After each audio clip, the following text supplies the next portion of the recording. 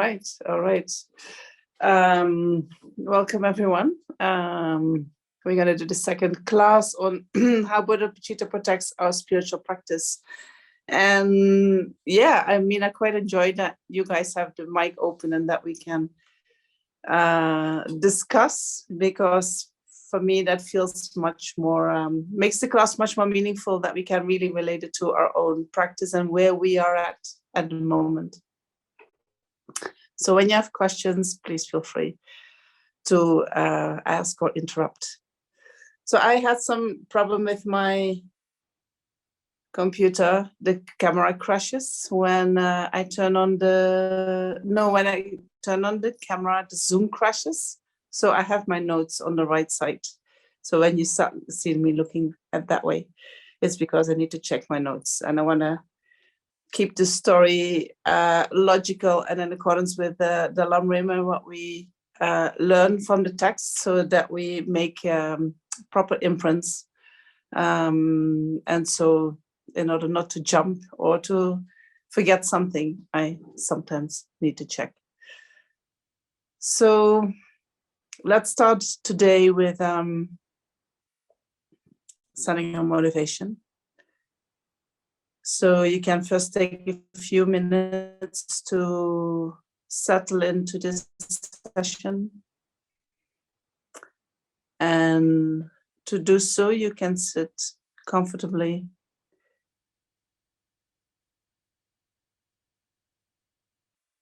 We're always invited to sit in an active posture with a straight back, like a kind of the meditation posture.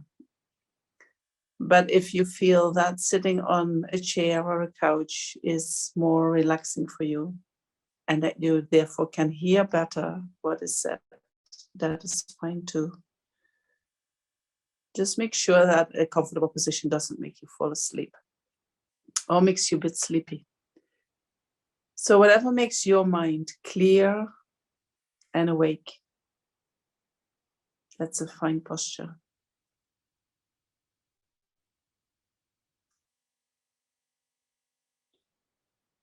And then we can collect all the energy which normally moves into the future, thinking what we're going to do after this session. Try to collect that and bring that to the present moment.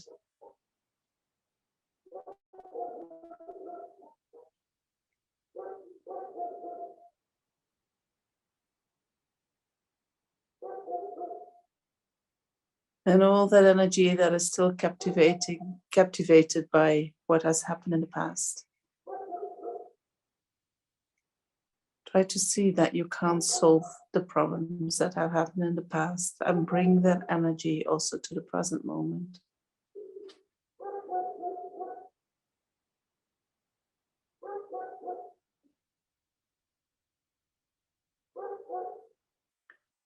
And a good way to do so, to bring all our energy to the present moment, is bringing our energy to the body.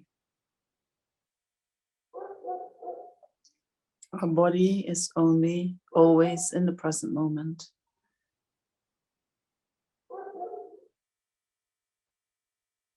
So when our mind is with the body, the mind is in the present moment.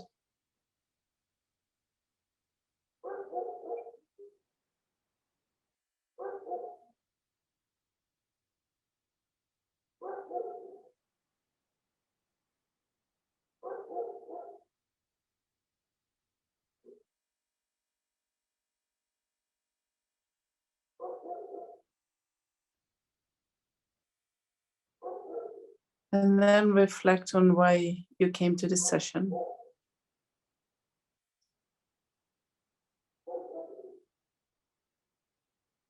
And what you would like to learn today.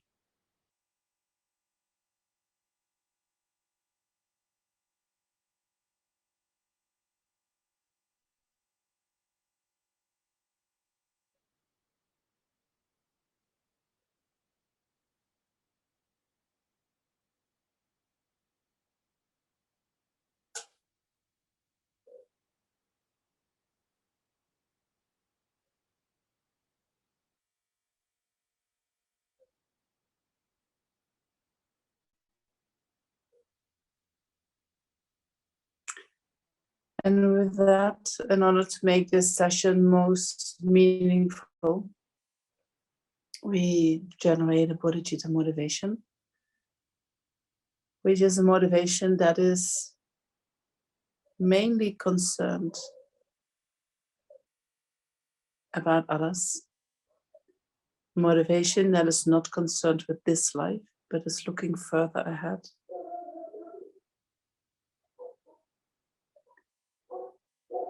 It is a motivation that is not concerned with me, just serving me, my own needs, which is only one person. But it is a mind that understands that everyone on this planet has a similar kind of mind. And once, just as we want to be happy, they want to be happy. Just as we want to be free of suffering, they want to be free of suffering. And just because I call me, myself, me, and others, others, that is the only reason why I keep serving this one individual that I identify with. But in actuality, we are all the same.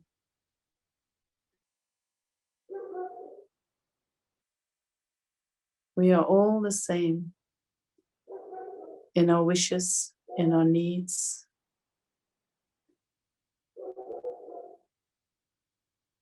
In the fact that we all experience suffering by being in this body.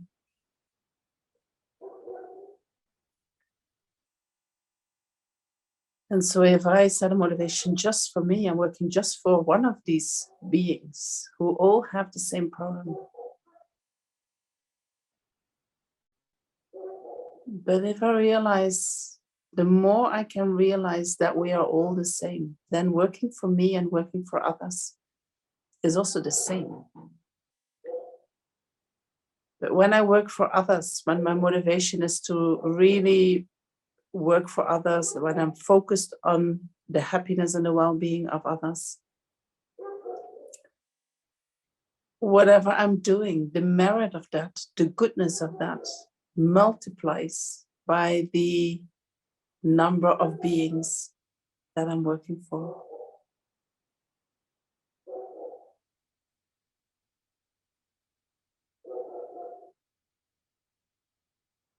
And when I create merit, I feel happy.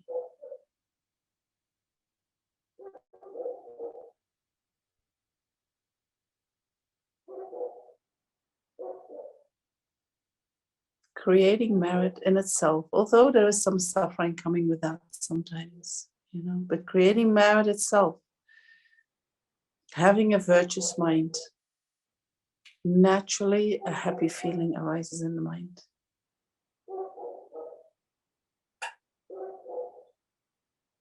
So by working for the benefit of others, we actually also work for the benefit of ourselves. And it is the best way of working for the benefit of ourselves, because it leads to the greatest happiness.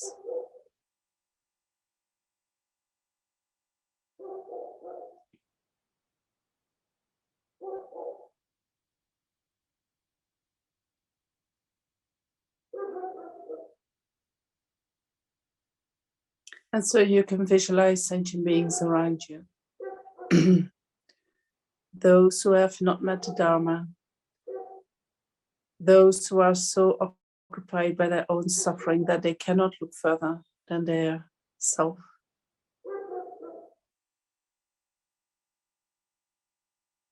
Those who maybe have no capacity to meet with the Dharma. Those who do not understand the value of the Dharma. All those beings are around you.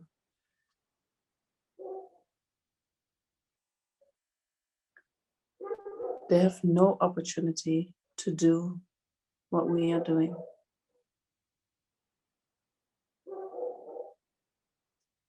But the fact that we have this opportunity comes about independence on them.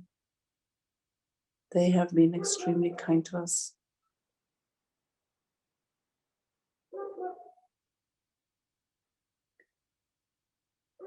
They provide us with whatever we need.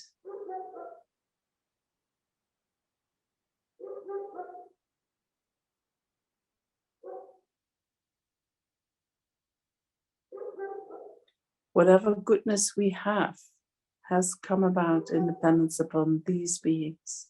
It has come about in dependence on others.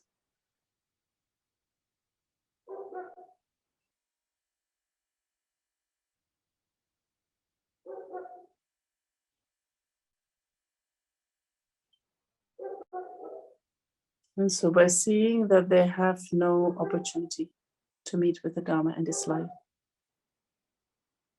we can say, whatever I'm going to do now is not just for me, it is for all of us.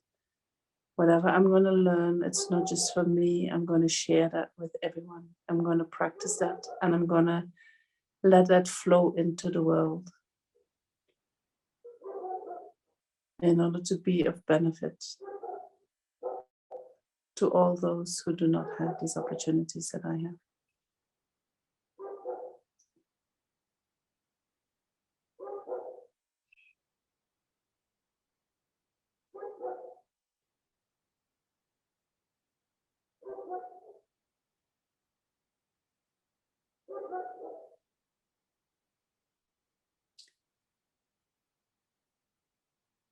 With that motivation, we can read the foundation of all good qualities to remind us how we move through the path,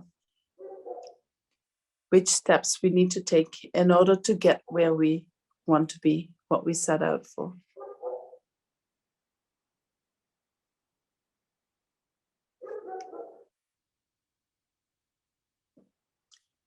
And we can read it together. The foundation of all good qualities is the kind and venerable Guru. Correct devotion to him is the root of the path. By clearly seeing this and applying great effort, please bless me to rely upon him with great respect. Understanding that the precious freedom of this rebirth is found only once, is greatly meaningful and is difficult to find again. Please bless me to generate a mind that unceasingly, day and night, takes its essence. This life is as impermanent as a water bubble. Remember how quickly it decays and death comes. After death, just like a shadow follows the body, the results of black and white karma follow. Finding firm and definite conviction in this, please bless me always to be careful, to abandon even the slightest negativities and accomplish all virtuous deeds. Seeking samsaric pleasures is the door to all suffering. They are uncertain and cannot be relied upon. Recognizing these shortcomings, please bless me to generate a strong wish for the bliss of liberation. Led by this pure thought, mindfulness, alertness, and great caution arise. The root of the teachings is keeping the Pratamoksha vows. Please bless me to accomplish this essential practice. Just as I have fallen into the sea of samsara, so have all mother migratory beings. Please bless me to see this, train in supreme bodhicitta, and bear the responsibility of freeing migratory beings. Even if I develop only bodhicitta, but I don't practice the 3 types of morality, I will not achieve enlightenment. With my clear recognition of this, please bless me to practice the bodhisattva vows with great energy. Once I have pacified distractions to wrong objects and correctly analyzed the meaning of reality, please bless me to generate quickly within my mind stream the unified path of calm abiding and special insight. Having become a pure vessel by training in the general path, please bless me to enter the holy gateway of the fortunate ones, the supreme Vajra vehicle. At that time, the basis of accomplishing the 2 attainments is keeping pure vows in Samaya. As I have become firmly convinced of this, please bless me to protect these vows and pledges like my life. Then, having realized the importance of the 2 stages, the essence of the Vajrayana, by practicing with great energy, never giving up the 4 sessions, please bless me to realize the teachings of the Holy Guru. Like that, may the gurus who show the noble path and the spiritual friends who practice it have long lives. Please bless me to pacify completely all outer and inner hindrances. In all my lives, never separated from perfect gurus, may I enjoy the magnificent Dharma.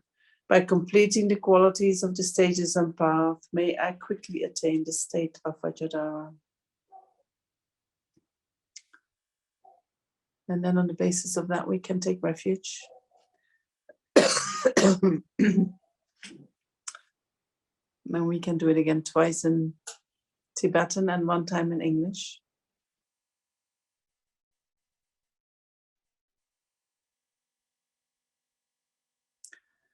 Sangye chedan sangye chonamla jangcho badurani kyapsuchi nage chenye gipe sonamgi drola penche sangye drupashu Sangye chedan sangye chonamla jangcho badurani kyapsuchi nage chenye gipe sonamgi drola penche sangye drupashu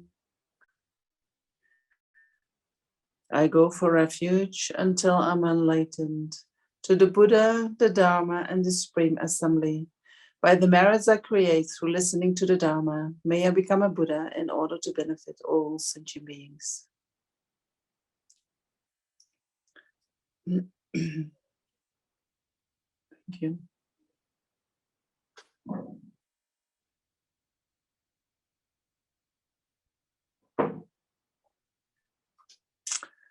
All right.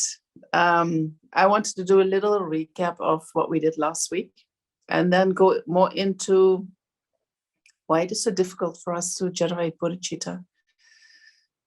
And even if we think that we have bodhicitta, how we can check how real our bodhicitta is, how healthy the basis for our bodhicitta is. Sometimes we listen to the teachings, we listen to the teachings on emptiness. And then our teacher says, there are 4 schools, and we have the lower schools and we have the higher schools. And then there is one school that teaches us how things really are. And we say, let's go straight there.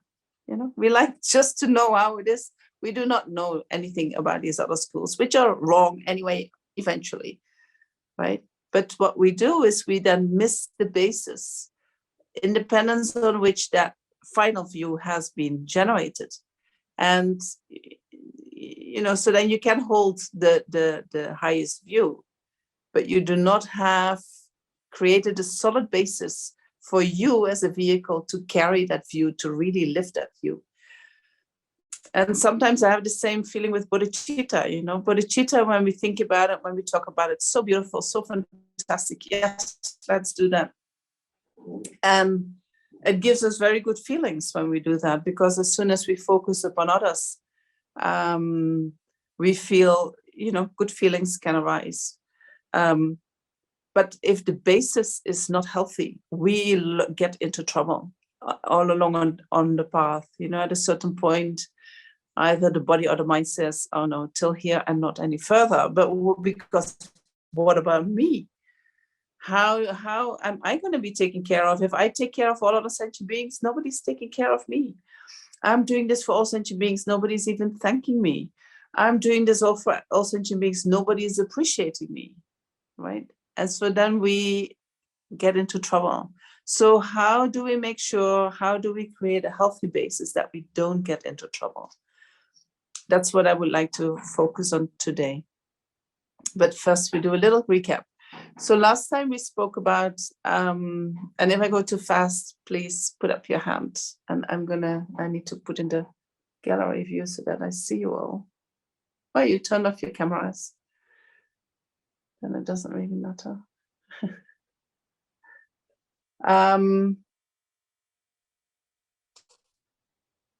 Will you be hopefully coming to Santa Fe 2024 or 2023? What did it say? Let's see. 2023, I'm not sure. I just come home from being 4 months away, and I said to Venerable Lhundup, maybe not this year. But next year, I'm happy to think about that. But let's see what happens. So we spoke about motivation. What is motivation? And I mentioned that in the Dharma, there is they speak about two types of motivation. One is the causal motivation, and one is the motivation in the moment.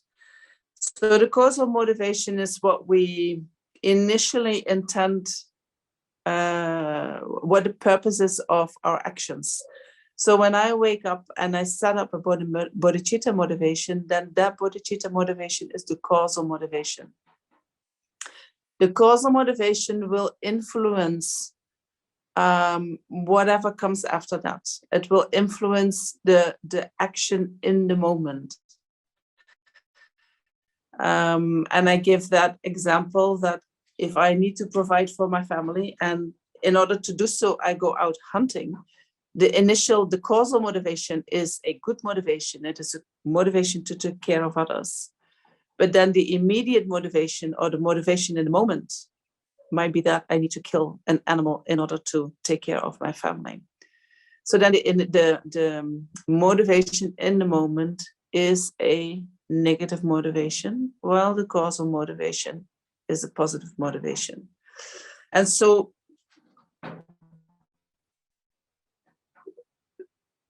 and the hunting is maybe not so accurate anymore in this life, but we all need to do actions. We all sometimes do actions which are not 100% ethically pure or virtuous. We all have some lies. We make some lies. We sometimes don't speak the truth. But behind that can be a positive motivation. And so what we can do with that is that when we wake up, we set a positive motivation for the day, knowing then that although things will happen during the day, there is some influence of that causal motivation during these actions. And so the motivation in the moment, which is very different from the causal motivation, is the moment immediately before we engage in the action. And that refers to the mental factor of intention. Intention is an omnipresent mental factor. It is present in each moment of mind, whether we know it or not. So when I sleep, in each moment of mind, there is an intention. When I engage in an action, and during that action, at each moment of that action, there is an intention. And intention refers to karma. Intention is the main factor that creates our karma. Our motivation is the main contributor to the karma that we create. Of course, also the actions that we do under the influence of that intention, they are also karma.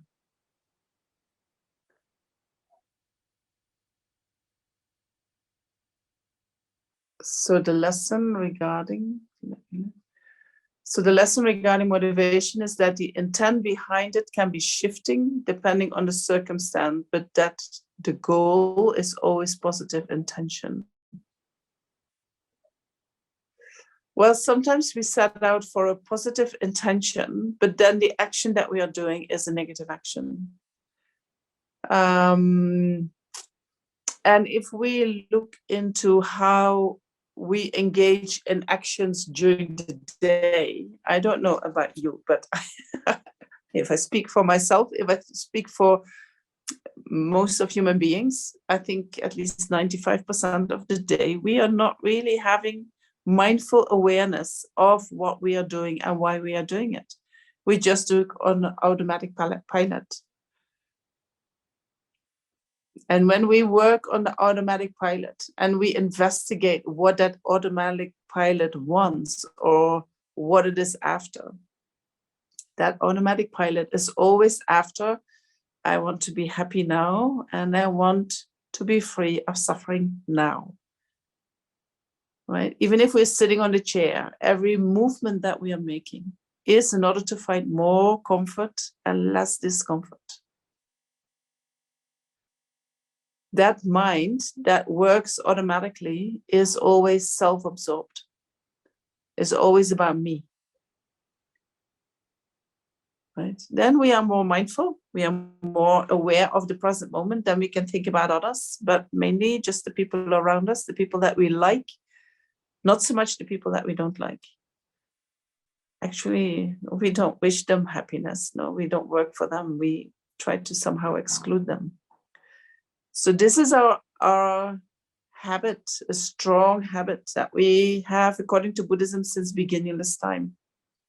And that habit is the cause of all our suffering. So by setting a causal motivation, we try to counteract that strong, deep habit that we all have. We try to counteract that. To say, I know, I can see that this is making me unhappy, you know? Although it happens naturally, it makes me unhappy. So I need to consciously put effort in generating a mind which is different from what I have automatically. So instead of being focused on me, I'm going to be focused upon others. Then during the day, I will forget that mind, right? The mind that I generated at the beginning of the day. I will forget bodhicitta. The self-cherishing mind comes back again. I want this now. I want to feel happy now. Oh, this is bothering me. What can I do about it? That mind is there all the time. So when we set a positive motivation, a bodhicitta motivation in the morning, you know, it influences our day. But I don't think we can expect that we will have that all the time during the day. I think we can expect that that becomes less and less and less and less strong during the day.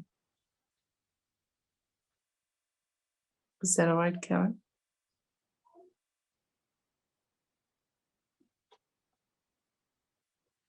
But the automatic nature of the mind that you refer to can be transcended. It would seem so.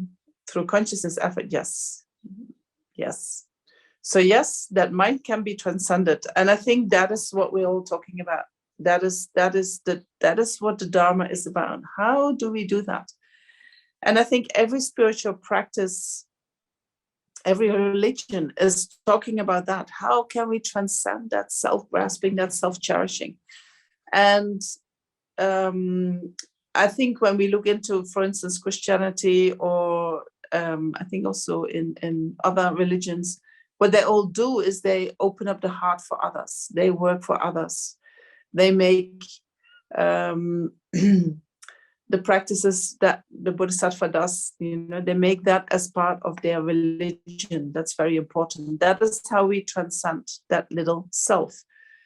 What is specific in Buddhism is that Buddhism also develops the wisdom with respect to the nature of reality, which is the wisdom realizing emptiness. And when we do that, when we can realize emptiness, then all the suffering that is caused by that self-grasping mind, that little mind that is holding on to me, all that is going to be eliminated. And so, yes, there is a path for sure, you know, otherwise it will be so depressing what we are doing here. Right? So whatever we have at the moment can be changed for sure, for sure. Otherwise, we just can go out and have fun, you know, don't do any Dharma, don't do any difficult things. Don't give up yourself. Take care of yourself in the samsaric way. That could be the best thing to do when there is no Dharma. But there is Dharma. And so I just want to look very quickly into that motivation that we have, that mindless motivation, you know. And so that mindless motivation is constantly obsessed with me. I want to have comfort. I want to be free of discomfort. I sometimes think it might be, or there's some people say there's the hormones that is constantly checking, you know. Am I comfortable enough? Do I need something? Oh, a little bit cold, need some blanket. Get rid of the discomfort. What we also want is we want to experience the pleasures of the six senses. Right? We always after pleasure. And we want to be free of the displeasure. We don't like to eat something that doesn't taste good. We don't like to see things that we don't like. When we hear music which is agitating, we turn it off, or we look for music that we find pleasant. Right? We want to have some esteem. We want other people to like us. We want to have a reputation. We want to have a good reputation. We don't like that people talk about us, that people talk bad about us. Right? This is how we function. This is in the background all the time. This is not something that happens on the cognitive level. And if I show you the brain, right, we have the cognitive level, which is here. Then the emotional level, which is more on this level in the brain. And then we have the brain stem, which is even these, I think these are the patterns that we live upon, you know, the fight and the flight reaction, all the very the freeze reaction, the more primitive reactions. But the emotional brain is where the I like this, I don't like this is coming from. I want to have this, I don't want to have that. I want to have this, I want to be free of that. That is the emotional level, which happens automatically. And what we do in Buddhism is we activate our intellectual brain to look at that and to say, is that really helpful?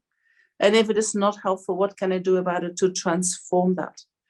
And so that automatic mind is also a mind that we share with animals and with other sentient beings. It is not something specific for human beings. So that mind, we have that since beginningless time. And this habit we also have since beginningless time.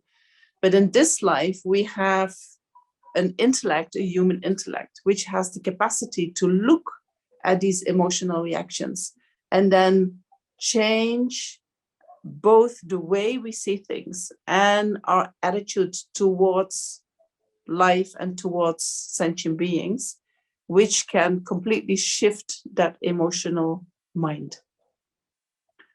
That's what we're trying to do.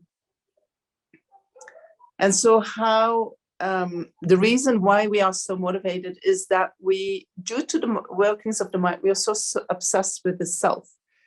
We think this is who I am, you know, my body, my mind, what I'm thinking today, my friends, my environment, that is who I am. But we don't realize that actually very little of that is who we really am. We really are. Right? This body is going to come to an end one day. We will lose everything that is around us one day. This body is going to be finished one day. We will die one day. And then what is left? Right? Everything that we are holding on to today and what we identify with today is not going to be there anymore. So then where are we going? And what are we taking with us? We need to think about that. And when we think about that, we might come to conclusions. Oh, you know, I could better start working in this way with my mind. Because then when I move on from this life, I can take something with me that is going to be useful.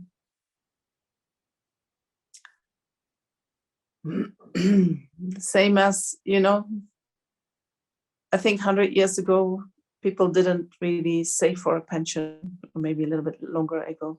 They didn't save for a pension.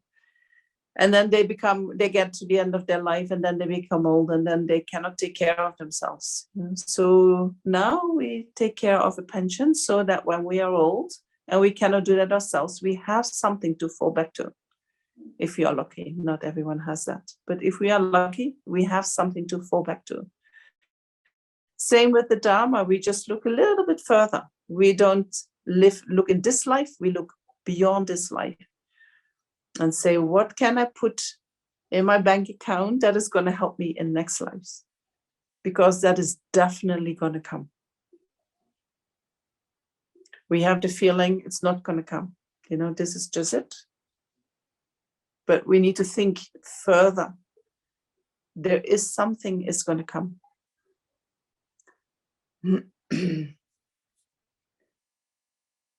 And so that is what we spoke about last time, this think about impermanence and death, what I said to Michael, what if you reflect on impermanence and death before you go to your wife and think, oh, this might be the last time I speak to her.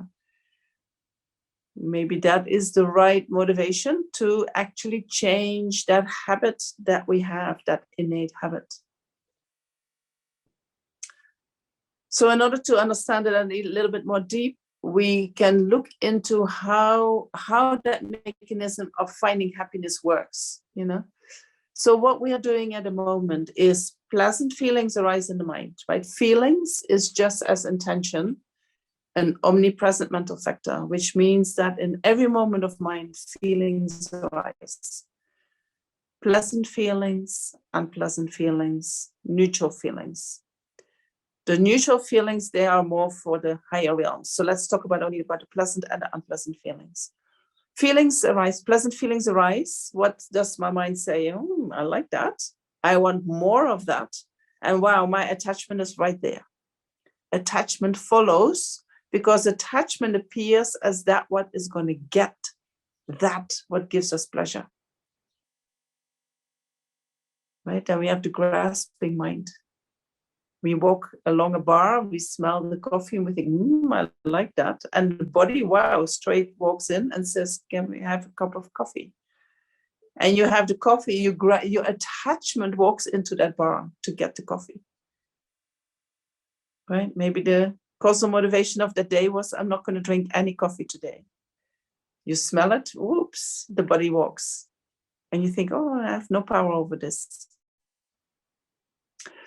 So pleasant feelings arise, attachment follows. And when I'm trying to hold on to the pleasant feelings, when unpleasant feelings arise, aversion follows. I don't like this. I want to be separated from this. Right? And then we do whatever is needed to be separated from that. That is an automatic reaction.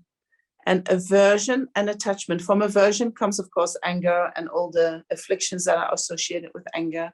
Attachment can become any addiction, can become very, very strong. So when we look into attachment and aversion, we have no control over them. They arise naturally for our state of mind, but they disturb our mind. Right? We believe it's going to make me happy. It's going to free me from suffering. But in actuality, it is disturbing our mind. We see that easiest when we look into aversion and anger. When somebody hurts us deeply and we react with anger in return, what we want to separate from that hurt, right? But then we get angry. And how do we feel when we get angry?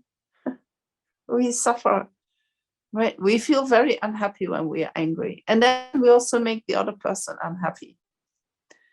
Well, the actual motivation, what aversion tries to do is to free you from suffering. I want to be free of suffering. The only method that I have for that is I become angry. Then I suffer. Then everybody suffers. So there is something weird in that. It appears as if it is going to free you from suffering, but it's giving you a lot of suffering. So we need to investigate, my anger, is that really doing what I want? Same with attachment. Attachment promises us, I'm going to make you happy. When you get that, you're going to be happy. When you really look into it, when the attachment is really strong, then we can see it clearly. But on the subtle level, it happens in the same way. So when you look into strong attachment, maybe you have an addiction.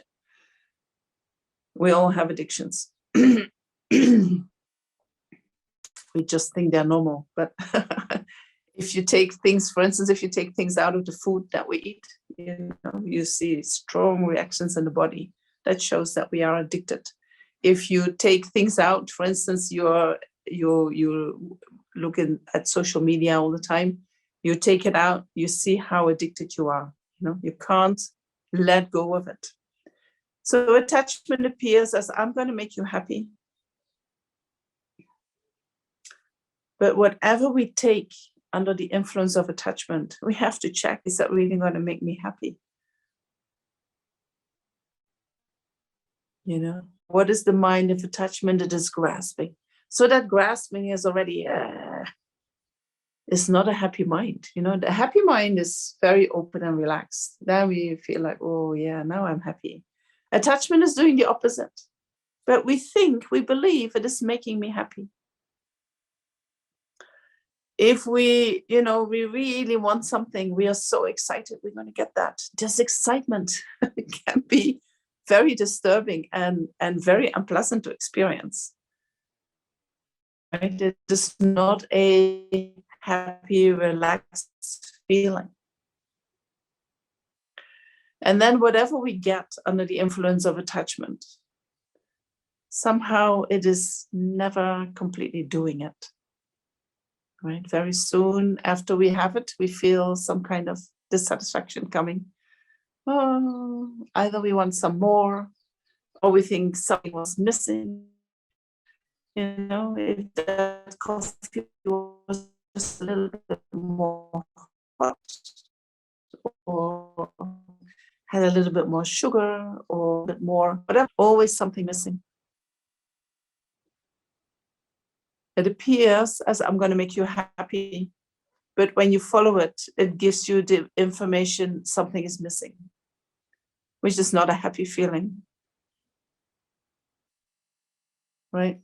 So we need to see that these delusions that arise, independence on our feelings, are giving us something very different than what they promise us. They give us the opposite. They promise us happiness and freedom of suffering, and they give us dissatisfaction and suffering.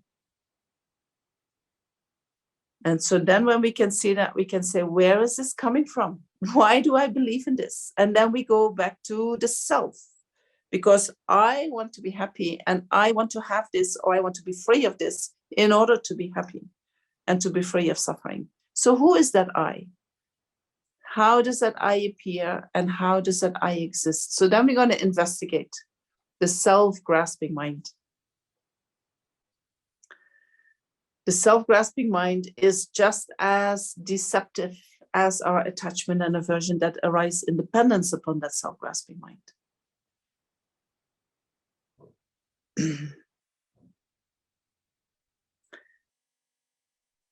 In order to see that the I does not exist in the way that it appears to us, we need to study, we need to investigate, We study emptiness, we study all the texts, but even, and although it is not a direct antidote to the self, even investigating, like, who are you? Where are you? Are you really there? Are you really sitting somewhere in my body? Are you really sitting somewhere in my mind? Can I find you somewhere? You appear so strong as such an independent, self-sustaining entity. What are you? Looking into that, challenging that can already help to lessen that self-grasping. But that is emptiness, and we're talking about bodhicitta today, So what is the self-grasping having to do with self-cherishing? As soon as we grasp at a self, as I am this independent entity, being self-sustaining, coming out of, being independent of anything else, that self can appear as being even independent of the body and the mind, as if it is something different than the body and the mind. When that self arises, independence on that self, the other person arises. And because that self arises where the feelings are experienced, I feel that my feelings are much more important than your feelings. And my happiness is more important than your happiness. My suffering is much bigger than your suffering. Right? And that is the self-cherishing mind. And in order to change the self-cherishing mind, in order to counteract the self-cherishing mind, we look into our attitude. Where am I coming from? my self-importance, the feeling that my happiness is more important than other happiness. So therefore, I first need to work for my happiness. And then only when I'm really happy, I'm going to work for the happiness of others. That is the self-cherishing mind.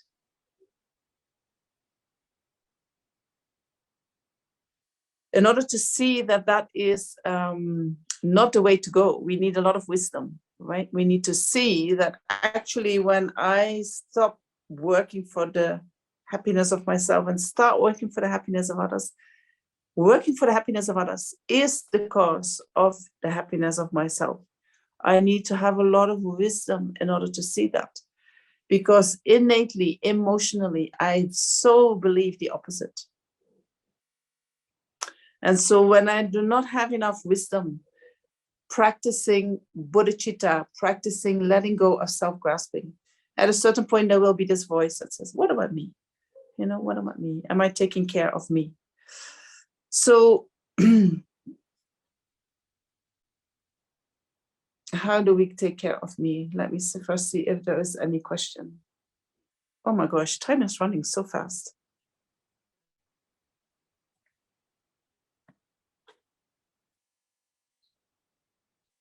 Shall I continue? So the self-cherishing mind, in order to counteract that, we need to know what the disadvantages are from following that self-cherishing mind. We need to see the suffering. And in order to understand that, we can just look into the suffering that the delusions cause us, that following the delusions cause us. What if we follow our attachment? What if we follow our aversion? What comes from that?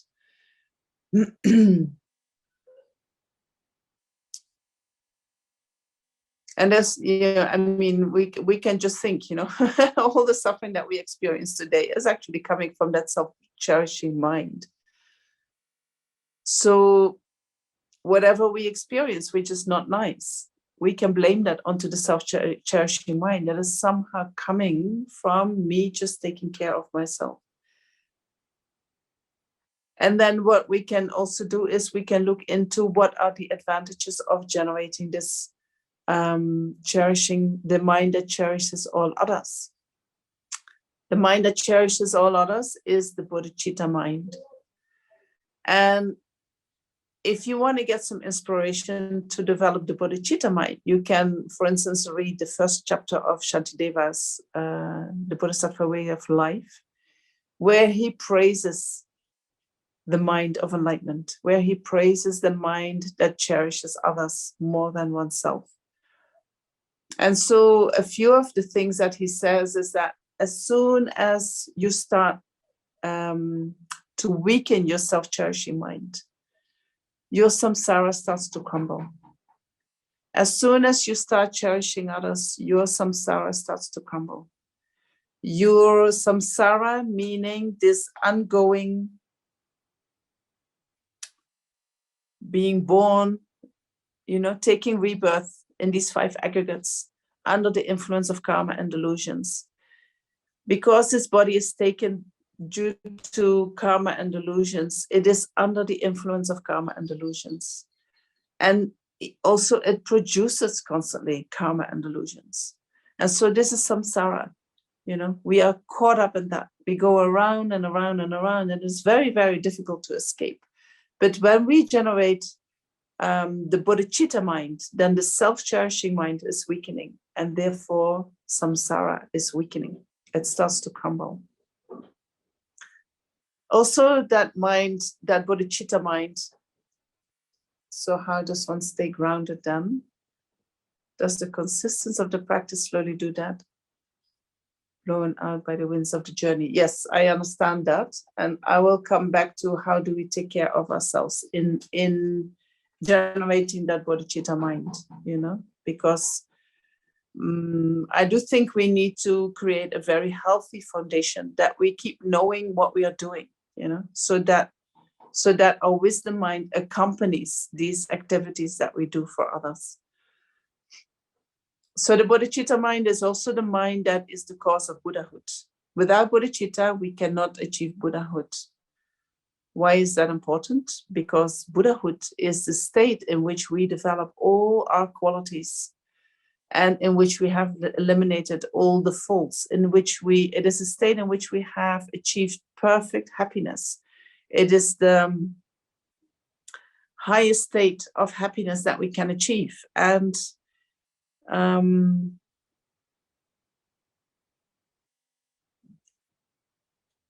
somehow I think the path doesn't stop until we are there.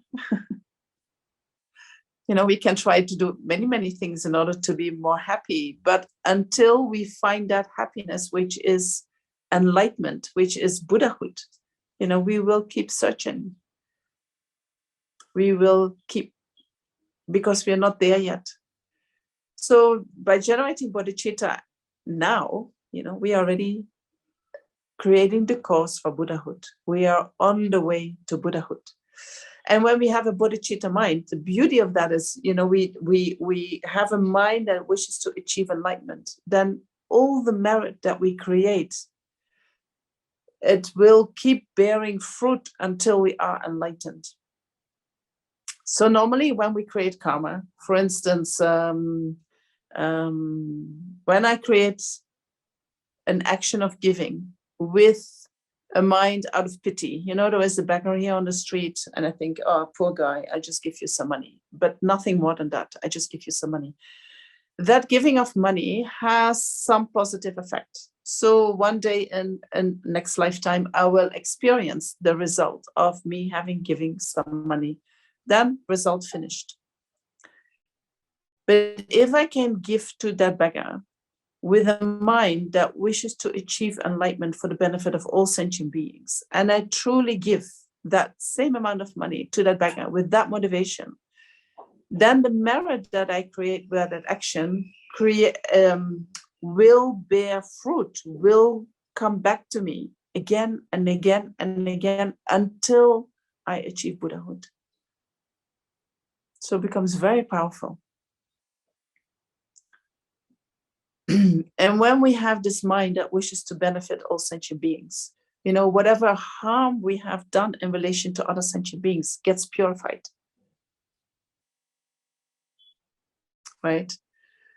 So if I create some harm towards my neighbor and then I say, oh, I'm so sorry that I did that and I apologize and I do something to make up for it, and and maybe then I purify also some of that karma. I have purified that karma. But I can also think, I do that now to my neighbor, but I must have done that too many times to my neighbor in past lives. And not just to my neighbor, also maybe to other people. And so I'm not just going to purify that negativity that I've done towards my neighbor. I'm going to purify that negativity that I must have done in many, many, many lifetimes towards many, many sentient beings. And let me visualize all of them to make sure that I don't leave anyone out. And I purify independence on all sentient beings with the wish not to do that again, but instead to benefit them. Huge purification, so strong purification. So contemplating these advantages of bodhicitta makes like, oh, wow, I want to have a mind like that. With a mind like that, I go so much faster in purifying the negativities and in creating the merit that I need to become to achieve my purpose, of our real purpose. The Dalai Lama says purpose in life is finding happiness. But how do you find it? So if bodhicitta is the way to find happiness, fantastic. Because it doesn't bring just happiness to others, it brings happiness to me. It brings the highest happiness to me. So we need to know that. But you cannot, then you have to be careful, right? Because if you think, oh, it's all about me and I'm going to make me happy by doing bodhicitta, you'll have to let go of that me. But you do that with the wisdom that eventually that happiness will arise in your mind without grasping at me. So then let's see how we can create a healthy basis. Because And I'm not sure if that is coming from Christian influence or it is coming from any other influence, but many of us have learned from very young to do things for others and to forget about their own happiness. Many of us, in order to survive, in order to do well within our family from very little, we had to let go of our own happiness and please others. We have become people pleasers. Are there people here who are people pleasers? Do you know that you're a people pleaser? We often please others because we want to be liked. We often please others because we are afraid that if we don't do that, they won't love us anymore. If I don't give her what she wants, she might walk away from me. Right? I think most people, tell me if you don't have it. If you don't care at all what people say, I'm the opposite. People, non-pleaser. Great to hear that. You are a non-pleaser. You're doing the opposite. I'm not going to please you. So is that so I mean that is very good. So maybe the next 10 minutes is not so much for your mind, but you can listen, not solely to please. Yes. So you will not do anything just to please the other person. You have your boundaries in that.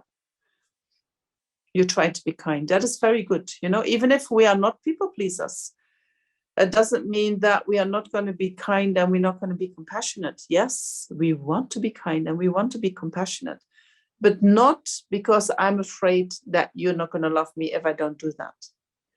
I want to be kind because I know the value of kindness and I just want to be kind to you. And even if you don't give me anything back, and even if you're unkind to me, I should not be moved by that. I should not be afraid that you do not care about me anymore.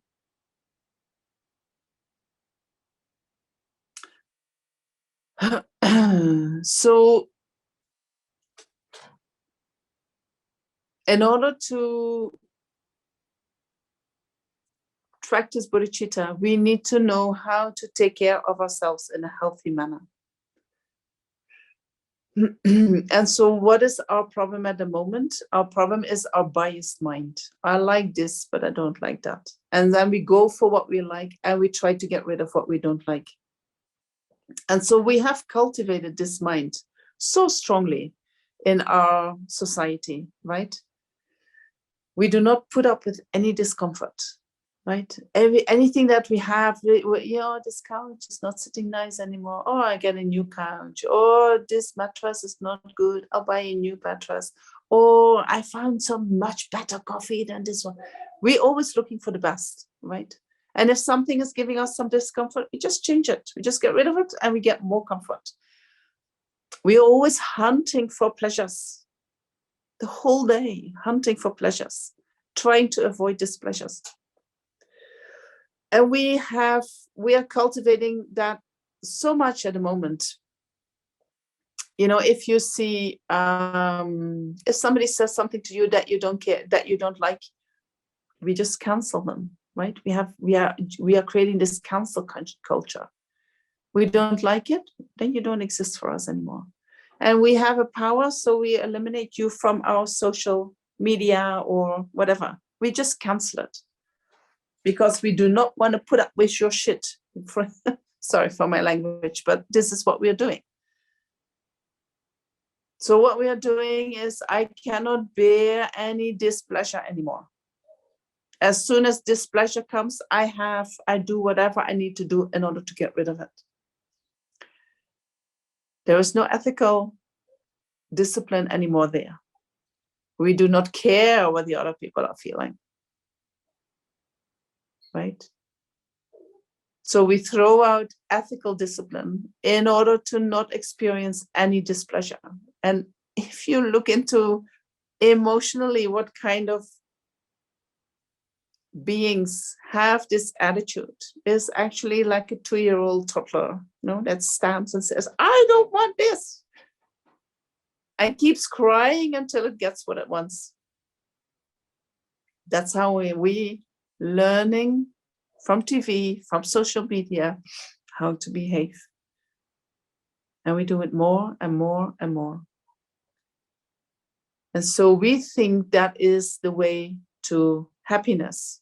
But if you really look, that is the way to generating more attachment, which will create more unhappiness, which will need stronger measures in order to get rid of the things that you do not like, which will need stronger stimuli in order to really get a feeling of, yeah, I like this, Actually, we are creating more and more misery inside. Then we need more and more to get us out of that misery. And I think what we need to do is we need to unwind. We need to unwind, and we need to learn to put up with suffering. We need to learn to put up with displeasure. How do we do that?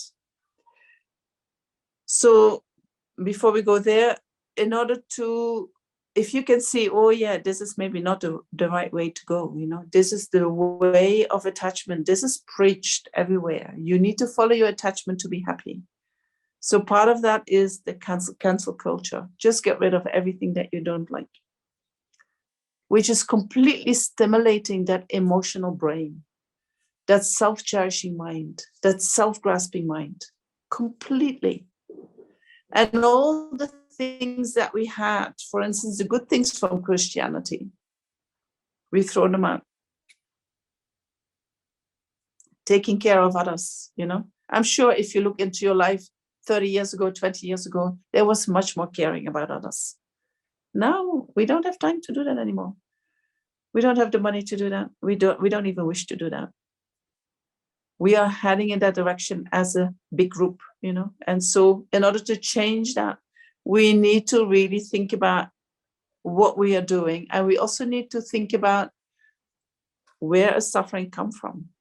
We want to be free of suffering, yes. But what is the real cause of suffering? And so in Buddhism, then we talk about the 10 non-virtues. These are the cause of suffering. You lying, you stealing, you wanting more than is actually yours. That is the cause of your suffering. So address this. If you want to get rid of suffering, you need to stop engaging in the 10 non-virtuous actions. You need to stop engaging in harmful actions.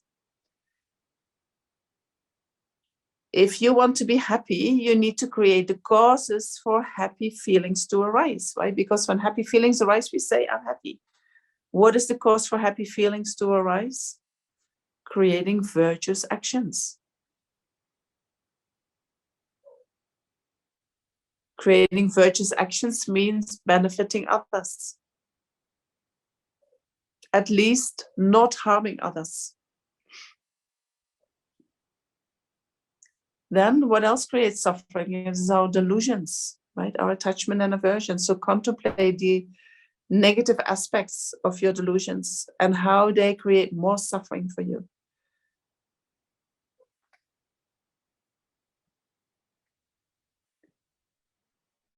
And then you need to look into, let's stay with these feelings, right? Because I think one of our biggest problems is that we cannot deal with these unpleasant feelings.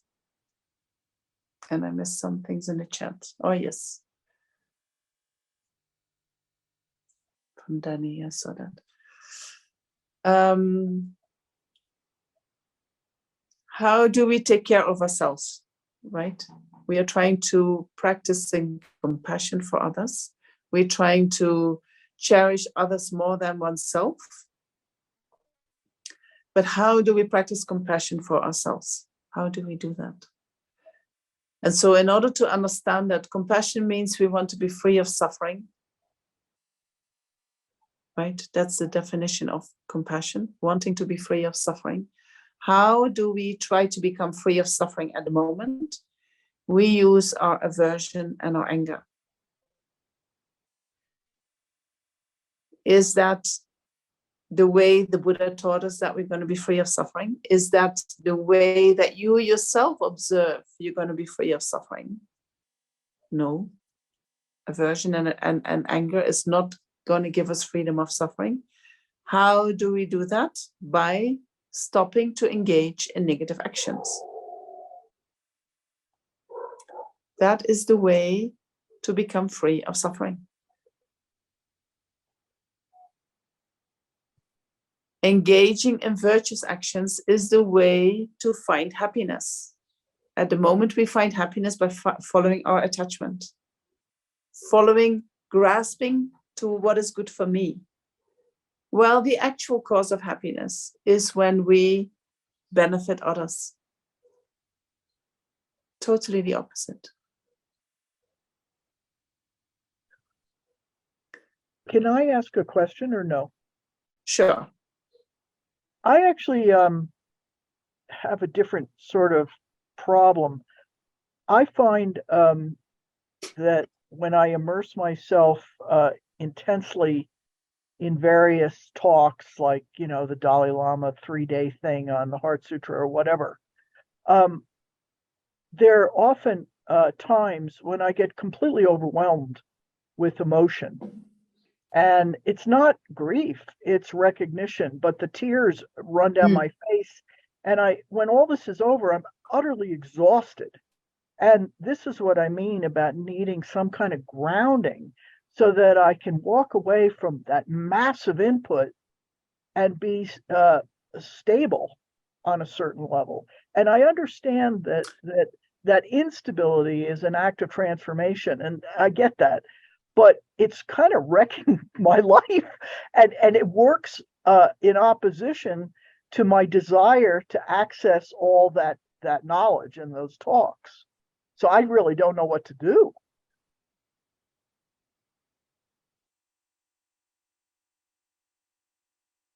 So you have the feeling that you're missing grounding. Well, yeah, so I can, right? These are powerful winds and emotions, you know what I mean? And that's fine. Yeah. But I can't get blown over by them. I need to be able to embrace them, I guess is the best metaphor. Yes. Right. Yes. And when you talk about it, I get the feeling that that energy of you is coming from the emotional place and it's just going up. And although there is a lot of recognition in it, you know, which happens here, it somehow is not grounded into your own reality. Right. It is almost like the energy from your stomach down is blocked. That's possible. Yeah. Possible. It's a little late though to unblock it, I'd say. I don't know. Why? It's never too late. Well, so if that energy is blocked, you cannot ground whatever you're doing into your reality, you know. So there is something that is, and I have the feeling it has more to do with your wind energies than anything else,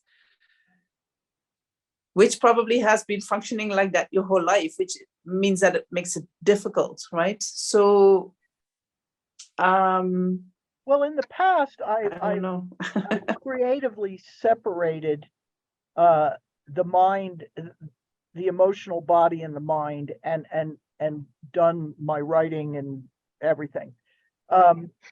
However, what you talk about below the waist, I have learned in the last few months to channel that into an absolute explosion of creativity, which is fantastic. But that helps me professionally and emotionally on one level, but I still can't handle the effect that some of these talks, the truth in some of these talks that it has on me. It has on me physically and mentally. And I don't know what kind of practice to utilize to help sort of moderate that or mitigate it in some way. So you have a longing to hear that truth, and at the same time it is too overwhelming. Yes.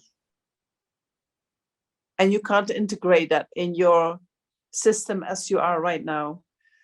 So what if you take a smaller dose of the truth? That's what I'm trying. We'll see. Yeah. Maybe next week I'll let you know. It's possible. I can't think of any other solution. I just wish there was, yeah. a meditation I could do or something to kind of, it's a bad expression, but like bulk me up for preparation for some of these talks so that I can just process it at a rate that doesn't leave me lying, sitting there weeping. It's a lot. Do you have is there in your area a therapist who works energetically and who kind of massage energetically? She retired in December, unfortunately. I know. I mean, she was great, Right. and we talked about. Yeah, I have the feeling you need something like that. You need to really bring all that energy down to your feet, into the ground. Okay, because I've been told I need to walk. I don't walk. Yeah, walking can help. Walking Yeah, can help. Walking barefoot can help. Going to the ocean and walking on the beach can help. Because I spend hours writing. I mean, Right. So it's very And much that is all the energy goes this way, but I think you need to downwards moving energy needs to be activated. Okay, that works for me. I understand that intuitively. Okay. Thank you. Wonderful. Wonderful. So what time is it?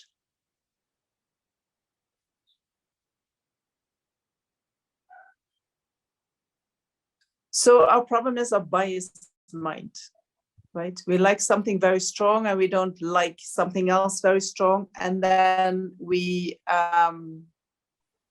react. When we experience unpleasant feelings, we react with aversion, right? When we experience pleasant feelings, we react with attachment. That reaction is the problem. That reaction comes from the fact that we cannot bear that unpleasantness, or we are so grasping for that pleasantness. I feel that if we know how to be with our own unpleasant feelings, then the grasping for pleasantness when unpleasant feelings arise is not so strong anymore. Our attachment to that will lessen. We often use our attachment to distract ourselves from what is actually going on inside. And so how to make peace with these unpleasant feelings that are arising within ourselves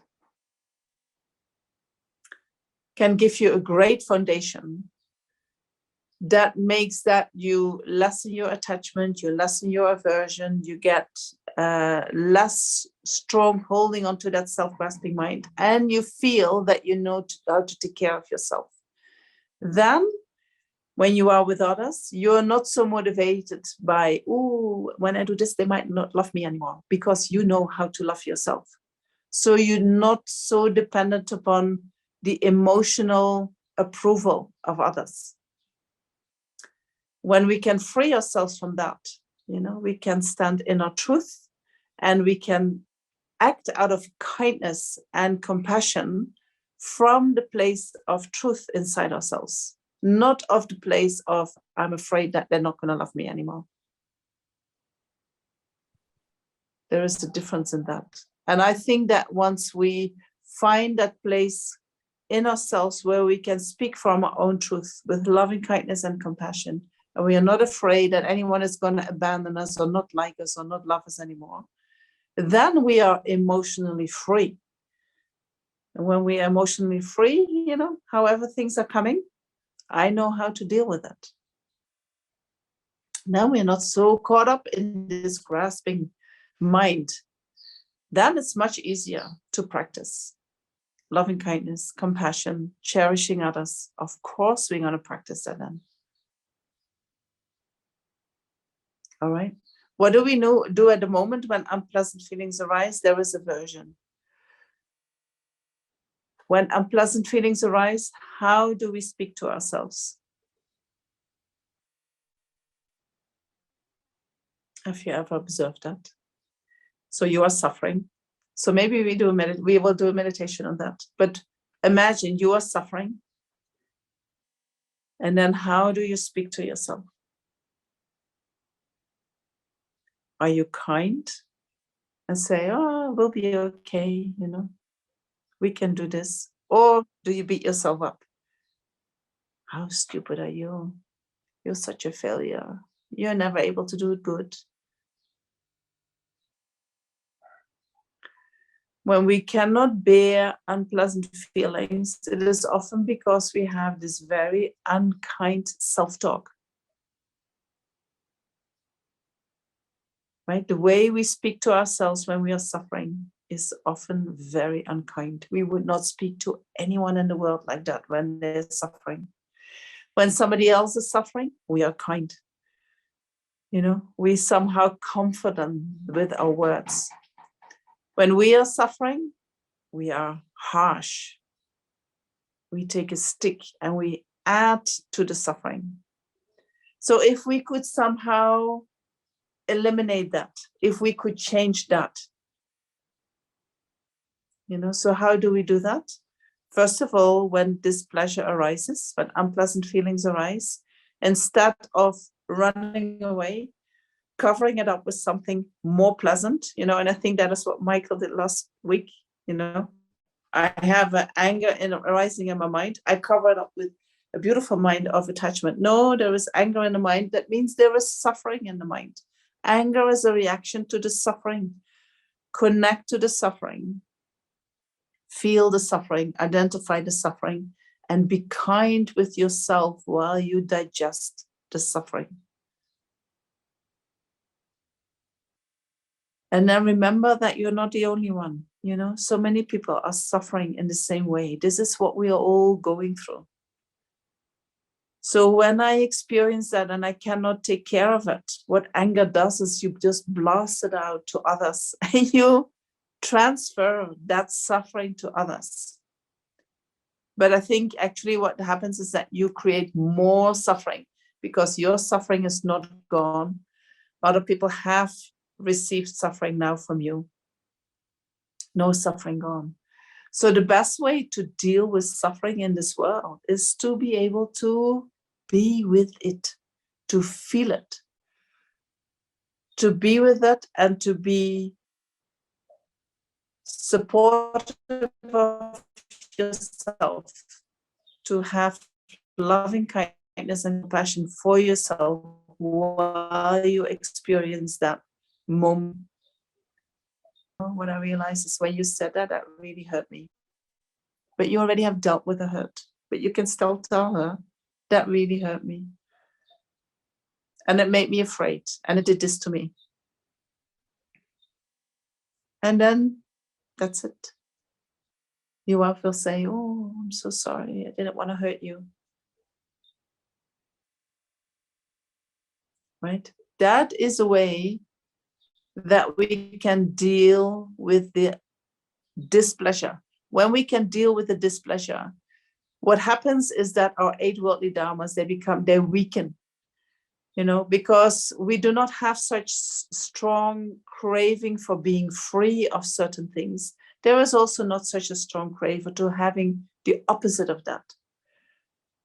When I can deal with the displeasure that for instance, with the hurt that someone has given me, which normally I would get angry, I see them as my enemy, I'm going to tell everyone about it. I create these two camps, me and you. And when I can deal with my own hurt, I can sit with it and I can stay connected with that other person.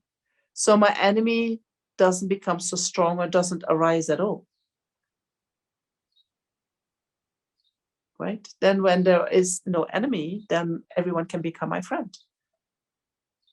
When everyone is my friend, I want to benefit everyone. Then very easy to develop bodhicitta. Not very easy, but more easy.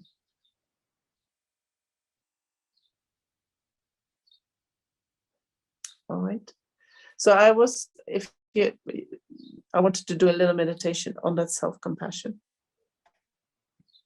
But if you have any questions, please ask.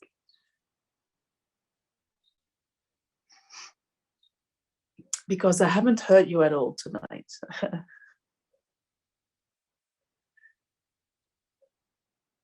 Great. There is a phenomena known as Zen sickness, researched that, or Kundalini rising. Writing maybe too cerebral. So that is an advice from Danny to maybe to Karen, right? Venerable, I like what you've said, because for me, I don't think that I'm harsh with myself, but it's like, you know, that's just the way life is. Suck it up and deal with it and move on and continue moving down the road. But I like what you said, that I need to take the one extra step, whether I'm, because people say, oh, that's not being nice to yourself. I don't think that I'm not being nice to myself by accepting reality. But I like what you said in that, okay, but I still need to pause and take time to be with that. Pause and take time to be with whatever I said. Life is just like that. I'm not angry about it. It's just how it goes. But I need to take time to pause and be with that, and maybe, you know, do some giving and taking with that.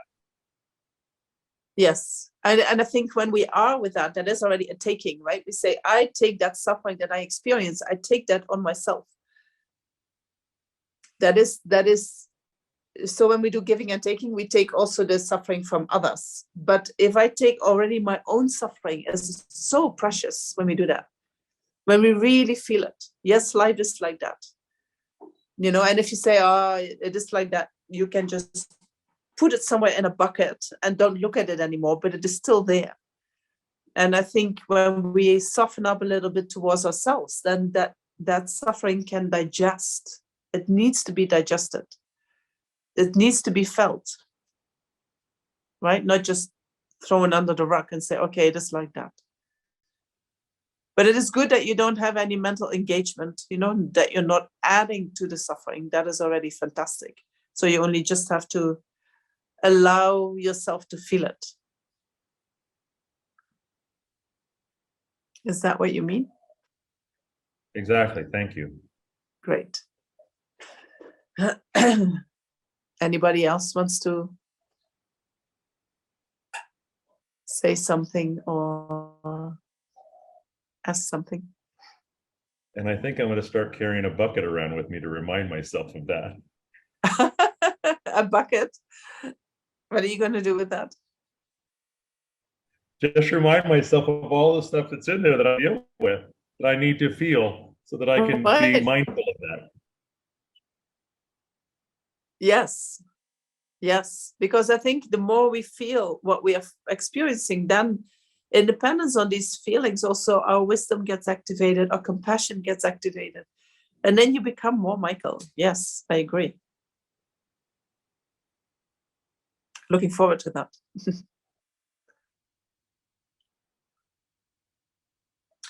So we can do a little meditation on how to practice self-compassion. All right.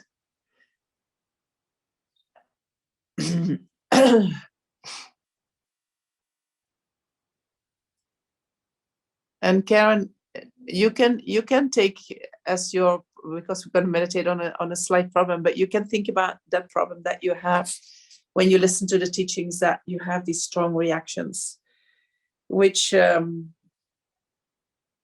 know, I'm sure a lot gets activated, but the taking on might help you to actually open up these channels that are blocked at the moment.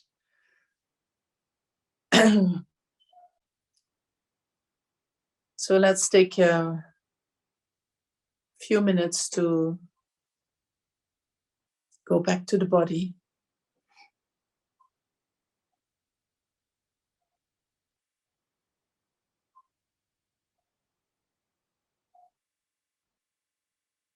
To let your mind settle down.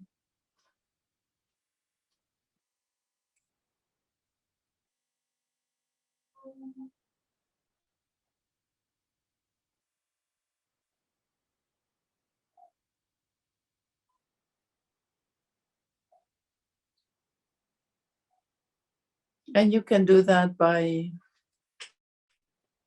bringing your awareness to the body.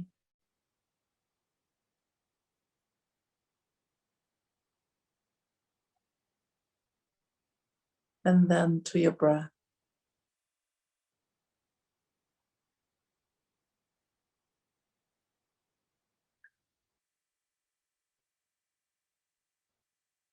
And observe your breath by observing the rising and falling of your abdomen.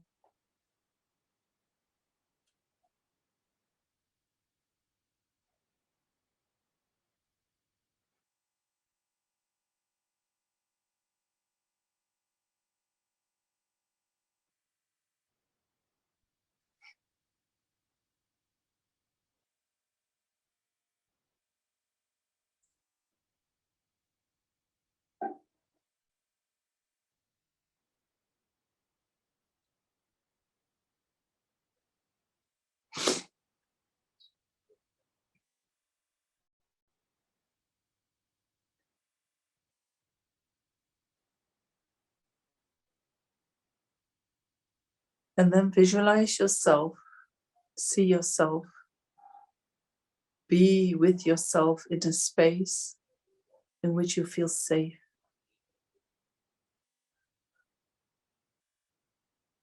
In which you feel loved and nourished.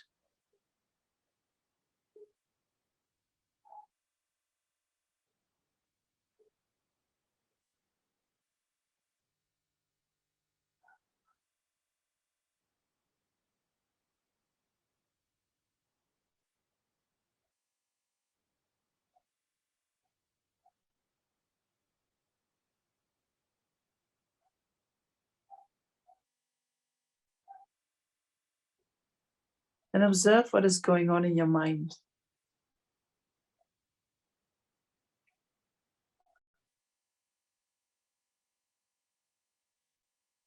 Without any judgment.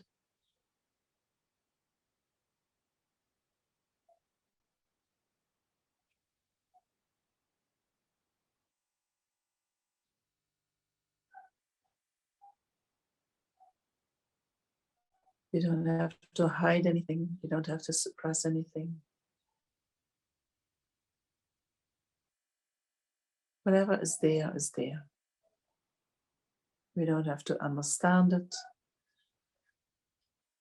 We don't have to control it.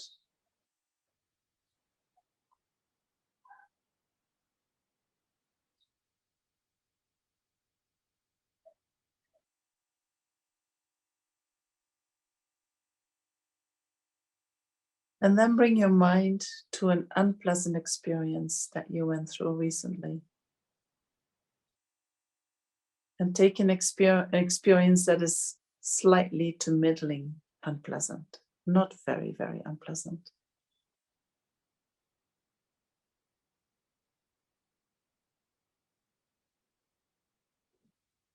Call it to mind and observe what happens in your mind.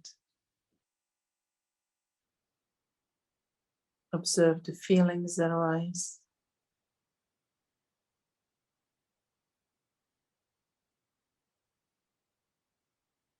Observe your thinking around that feeling.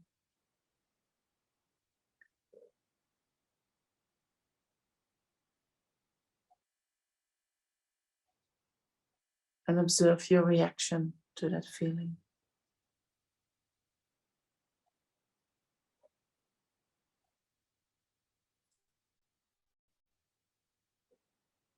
When our mind is untrained, they appear as one thing.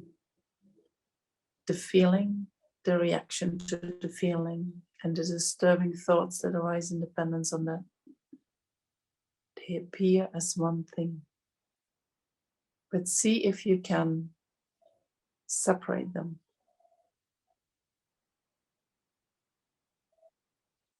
The feeling refers to the unpleasantness, the discomfort, the hurt.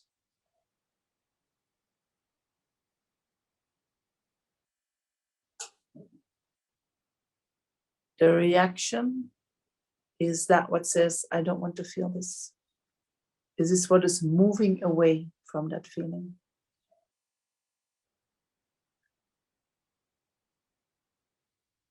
And then the thoughts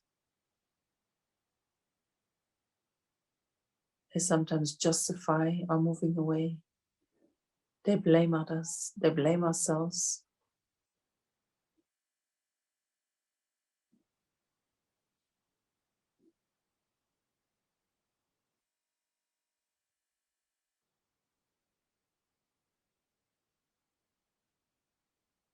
And so then go to the feeling, go to the hurt, go to the unpleasantness that you do not want to feel. And be mindful of that. Locate it. Where is it? Where is it? Is it in your body? Is it in your mind? And try to generate a mind of curiosity that investigates that feeling and says, where is it exactly? How does it feel like? What is it doing there?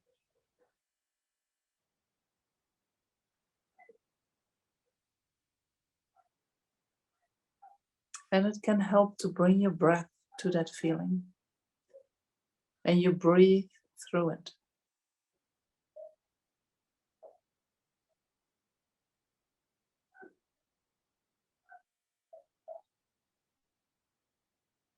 And while you breathe through that feeling, you watch your inner talk, your self-talk. And you change that if needed in a talk that you would give to your best friend. If your friend was experiencing what you are experiencing, what would you say to him or her?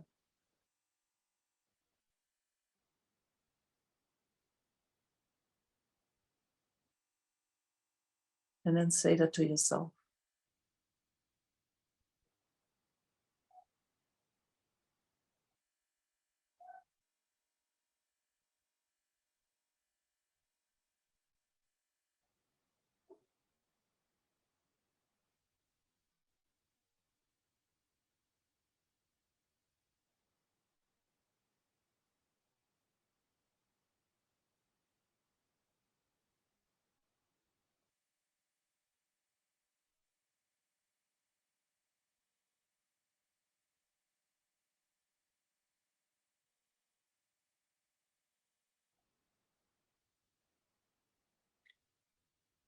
And then remind yourself that you are not alone in this experience. There are people around you that you can reach out to.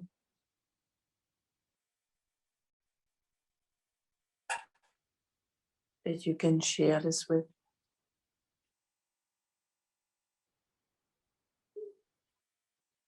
There are people who understand you, who have gone through the same thing.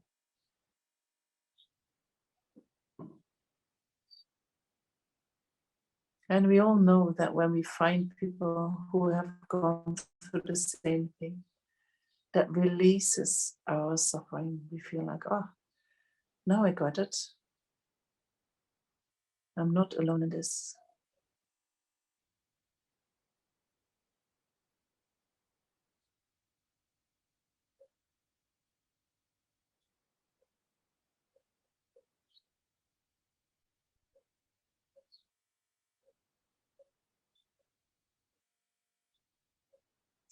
So when we experience unpleasantness, whatever it is, remind yourself that you are suffering. You are a suffering human being. And what suffering human beings need to be gentle with. So be gentle with yourself.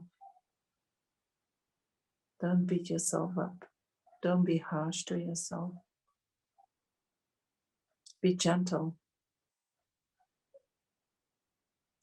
And send to yourself the energy that is understanding, that is connecting with that suffering aspect of you, connecting with your suffering self.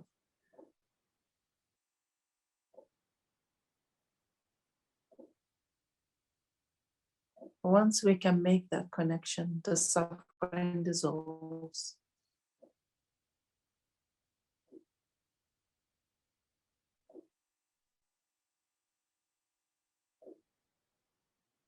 Once the suffering is gone, the reaction to the suffering is gone. And the mind becomes peaceful.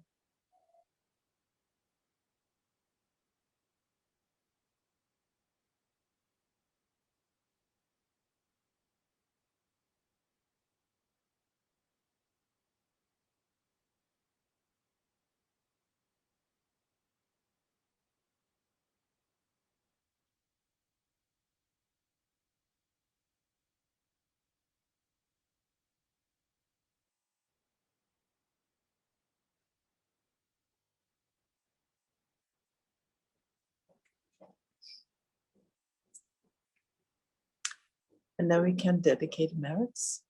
And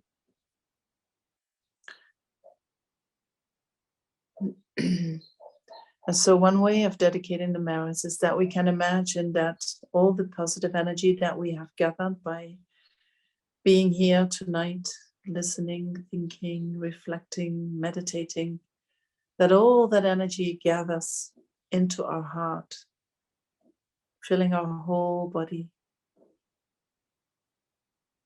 with white, beautiful energy.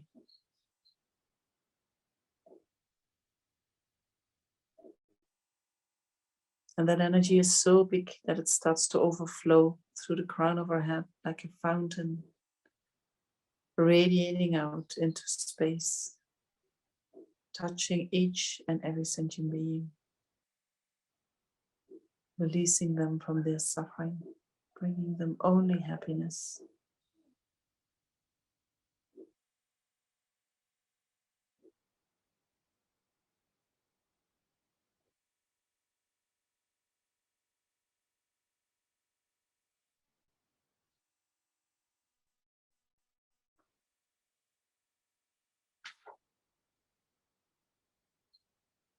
And then we can do the dedication prayers.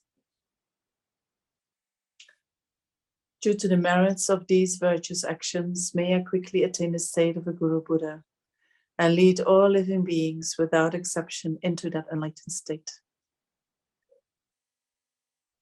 May the supreme jewel Bodhichitta that has not arisen arise and grow, and may that which has arisen not diminish, but increase more and more. Now maybe His Holiness Long Life Prayer, or Lama Zopa. Yeah, this is not really His Long Life Prayer, but it is a prayer that is made for Tibet, I think, but we can do it. The wish-granting, wish-fulfilling jewel, source of every single benefit and happiness in this world, to the incomparably kind Tenzin Gyatso I beseech, may all your holy wishes be spontaneously fulfilled.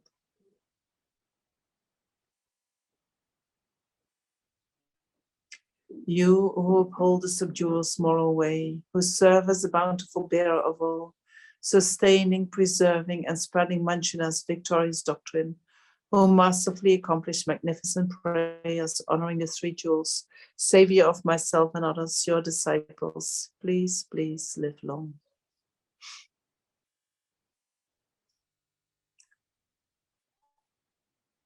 Thank you very much for being here. I wish you a very good evening, and next time we do the last session in this part of your Dharma Toolkit. And then we're gonna go deeper into, we're gonna say, okay, we know what to do to have a healthy foundation. Now we can start generating bodhicitta. And how do we do that during the day, during life? How do we build it up? What can we do with it? Okay. Thank you so much for being here. And I hope to see you next week.